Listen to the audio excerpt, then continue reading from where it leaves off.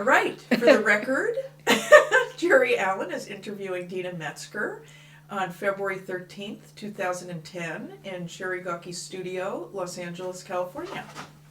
Hello. So, welcome.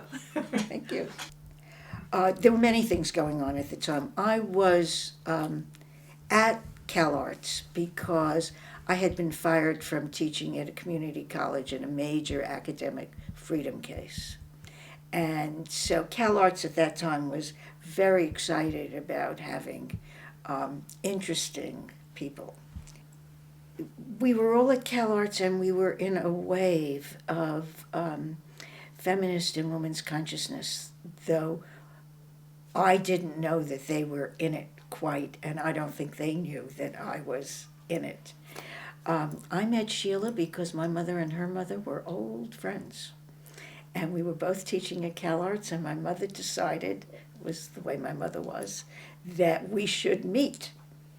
And so invited Sheila to her house, which is where we met for the first time. And then, of course, we began talking, and then everything. So I was teaching what one would never expect one would have the ability or the right to teach in a university or a college. I taught the first journal writing class I think that's ever been taught. I taught a class in women's literature and began thinking about what women's culture might be.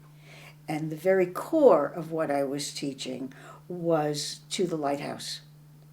And that image of a lighthouse, of the light moving around in a circle, things coming into view and passing out of view. Somewhere I heard, was aware of what Suzanne Lacey was doing and Arlene Raven and Sheila DeBrettville, and then one day there was the Feminist Studio Workshop, and then one day there I was.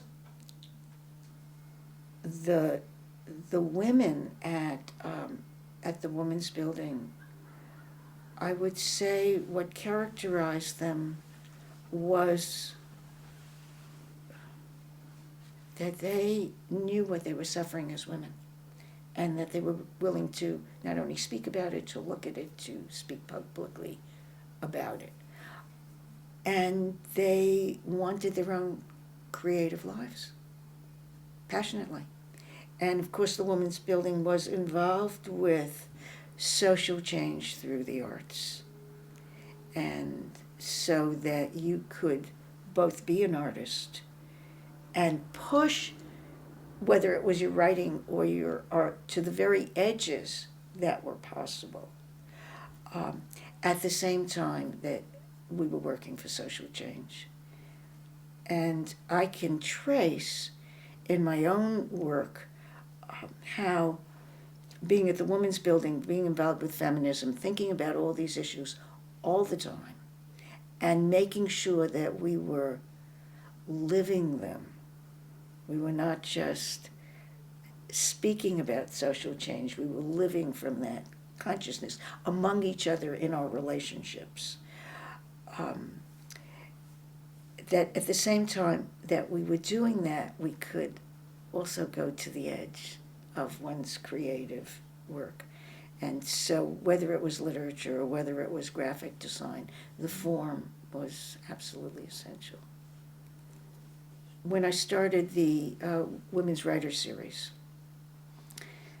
we wanted to bring in the women who were really writing from that consciousness. And it was very important that they felt deeply respected and that we knew what their work was about. And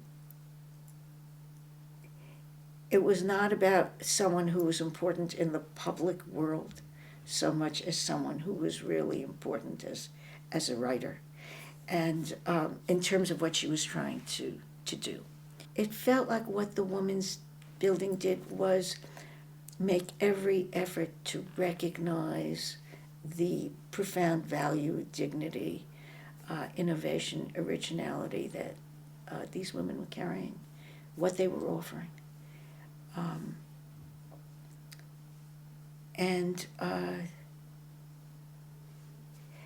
it was also that things weren't isolated. I mean, the artists and the writers and the journalists, it was one ferment, and also the issues that we cared about was one ferment.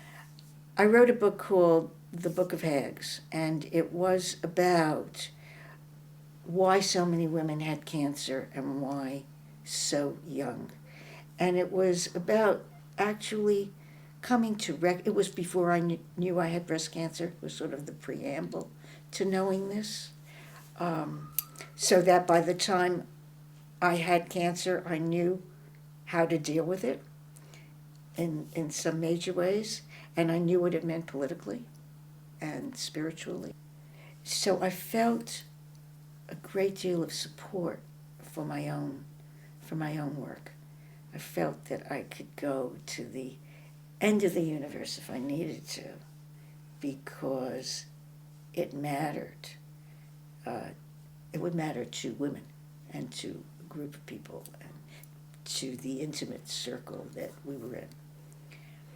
And of course, the Women's Building and the Feminist Studio Workshop was based in some sense on consciousness raising. And all the decisions that we made were in council. Council is a process of meeting an issue in a circle in which it is assumed that everyone has some wisdom to offer. And so it is an egalitarian or a non-hierarchical form. And in that process, the other thing that was so important was that people spoke personally. And you spoke from the heart, and you told stories. Our own stories were essential to the wisdom and the understanding that was coming forth. Well, you have to have ground under your feet. You have to have a place to stand. It's absolutely essential, particularly for women, because there were many places, and may still be, where women could not own property or have their own land. The idea of having a place where you plant yourself was really very important. I remember when Sheila called me up and she said, "We're putting up walls."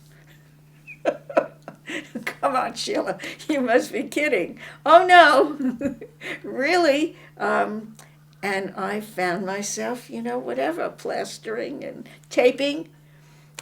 It was like, okay, we're going to do it. And of course the Women's Building was beautiful. It was really, really beautiful. And we were very proud of a straight wall,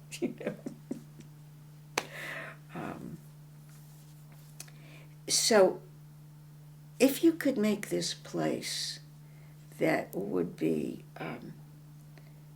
a word that I use now increasingly, which has to do with the earth, but which I don't think we used it then, but I think it's right still to use it. If you could have a place which was a sanctuary, then there was all possibility. And so the future seemed possible. It was great to be with smart, sensitive, lively, original people.